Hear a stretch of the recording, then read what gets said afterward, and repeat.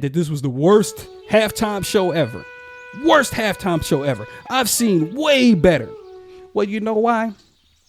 Because you can't relate to the black struggle when it comes to the now policies that are being put in place, the executive orders that are being signed, and the removal of specific things. What did Kendrick Lamar say? The revolution is about to be televised. You got the right time, but the wrong Negro. Oh my goodness.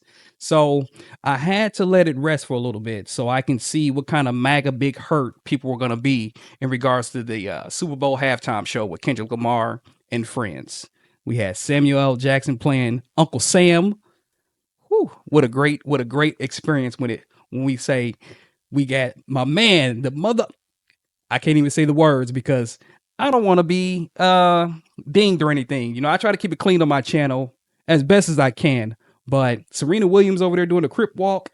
You had the lovely aesthetics of my black brothers and sisters, the choreography, the red, white, and blue. But oh yes,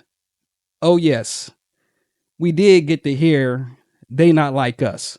And that's exactly what it is, because you could tell after the halftime show, during the halftime show, those that are not like us, those don't know the struggle of black people when it comes to how Uncle Sam tries to tell us how to be. So I'm going to break down my analysis on the Kendrick Lamar halftime show.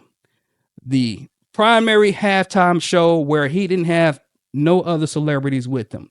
And I am so glad that we was able to see the display because it was beautiful. It was beautiful. And I am a big Kendrick Lamar fan. I'm also a Drake fan, but I am definitely a big Kendrick Lamar fan. Kendrick Lamar is one of my favorite rappers when it comes to the socially conscious black struggle in this world that we live in this country that we live in. So without further ado, I wanted to just go ahead and talk about some of my wonderful black YouTubers, my beautiful black people that is talking about the black struggle and informing us on a day in and day out basis when it comes to what we're dealing with in today's time in America. What men and women, no matter what color you are dealing with in today's time. So I want to give shouts out to Tabitha Speaks Politics, Coach D, the amazing Lucas. We got Reese Waters, Roland Martin, Marcus Lamont, Afro Think Tank. I want to give my shouts out to those guys. There's many more that I want to talk about, but those brothers and sisters, Straight Chaser, you know, you got the Ghost podcast or whatnot, Ghost Claw podcast. I haven't really watched many of his videos, but these are black people talking about the black experience in America, the black struggles in America, the black issues in America that we as people of color are starting to see with Project 2025, that we told many people about, whether you're white, orange, brown, whatever color you are. We talked about what this Trump administration was going to do with Project 2025. If I missed any brothers and sisters, Willie D Live. Yes, Willie D Live as well. It might just come off the top of my head of the people that I follow and I watch their videos as well. But I give a big shout out to those people. I give a big shout out to my brothers and sisters that are talking about the black struggle and the things that we are dealing with. Lori Daniels podcast. And there's many more too that I could talk about, but I want to circle back to Kendrick Lamar and Samuel L. Jackson and that whole movie of a performance. I loved it. I loved every minute of it. I relate to it because if there's one thing that I know about the government in place, past, present, current, and future. Well, present is the same thing as current, right? But one thing I know about the black struggle is that, excuse me, The government wants to make black and brown people be a certain way. We can't be ourselves, basically. We have to be better than. And yet we are still sometimes looked at, well, actually, now we are classified as unqualified when we are probably the most qualified people out there. Literally, especially black women. I love my sisters, especially black women. And I'm not this if listen, if you are not black watching me right now, I'm not discrediting your race, whatever you are. I'm just talking about my experience as a black man. Tabitha speaks politics. She's talking about the experience as a black woman. Uh, Power to the podcast. That's my other guy. He's up in Colorado. That's another guy I want to call out, send shots out to as well. The Defiant Lawyer. It's another brother that I like to send shots out to as well. But the people that are mad about Kendrick Lamar's performance, even the black conservatives, they're not like us. And I want to talk first about the non-black conservatives that said that this was the worst halftime show ever. Worst halftime show ever. I've seen way better. Well, you know why? Because you can't relate to the black struggle when it comes to the now policies that are being put in place, the executive orders that are being signed, and the removal of specific things.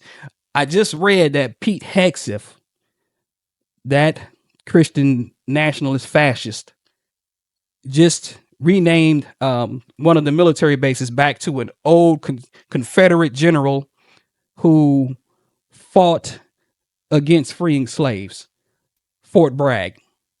It was called Fort Liberty at the time when it was changed to Fort Liberty. Now they're changing these back. And also there was something that came out with Pete Hegseth in regards to, he's the unqualified, basically. I mean, let's just call it out. Unqualified. I mean, I don't care how much military, which is not much experience that he has, but he's running the nation's military. And we already know what they're trying to do. They're trying to stop the recruits of black and brown people, and they're trying to increase the recruits of white people. And that's what we just saw with the smart, intelligent minded black engineers that usually the military would go try to recruit because they wanted, somebody of color with a strong mind who is very efficient in the work that they do to, sign up for the military. Well, he decided to go to the NRA instead.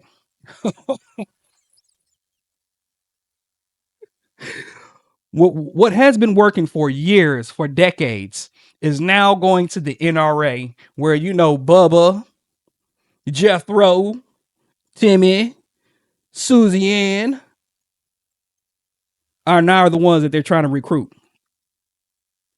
Which, I'm not knocking the NRA. Well, yes, I am, because the NRA, what they love to do is they love to, they want to promote those assault rifles.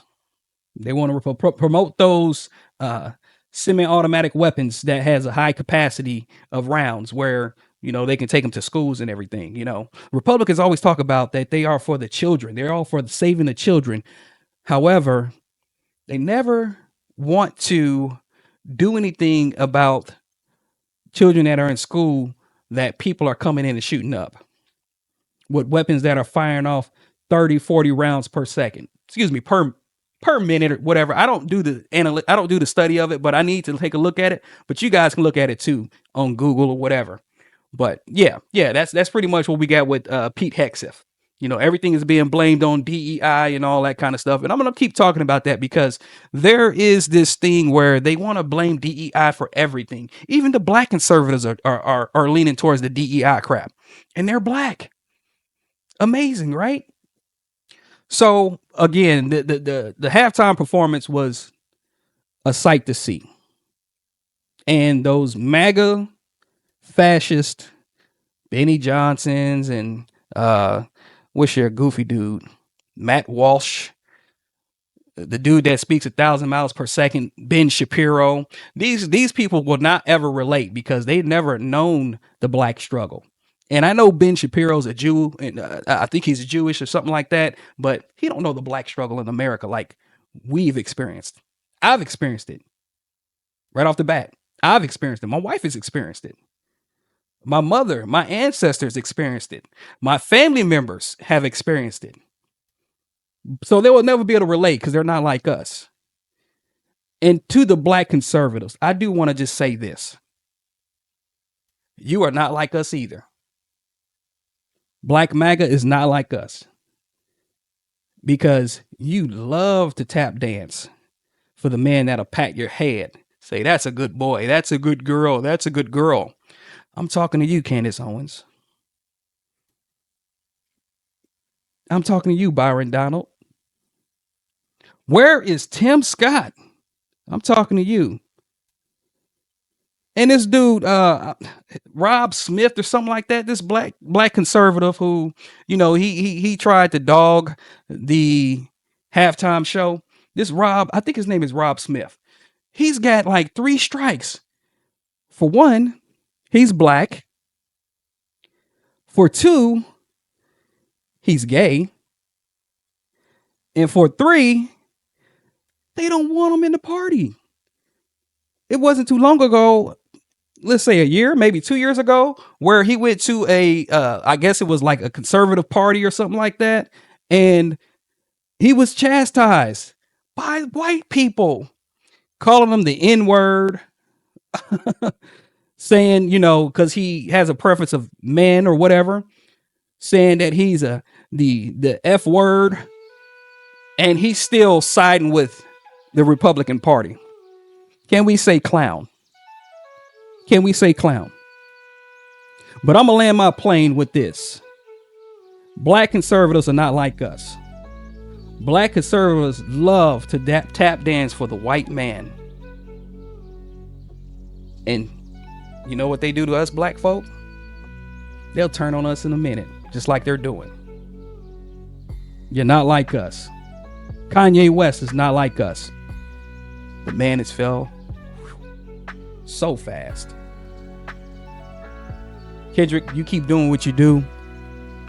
Listen, I want you guys to check out, if you don't listen to Kendrick Lamar's music, listen to N95, Man in the Garden. Listen to Humble, because that's one of the songs that he was rapping in the halftime show. Yo, I'm landing this plane. Do me a favor and subscribe to the channel. Post a comment what you thought about the halftime show if you saw it. If you're MAGA and you don't understand, you will never understand, because you can't get your ass, you can't get your head out of your asshole. Or actually Trump's asshole, that is. Like I said, landing the plane, love you. Send this video. It was an amazing experience for Philly to win. Peace.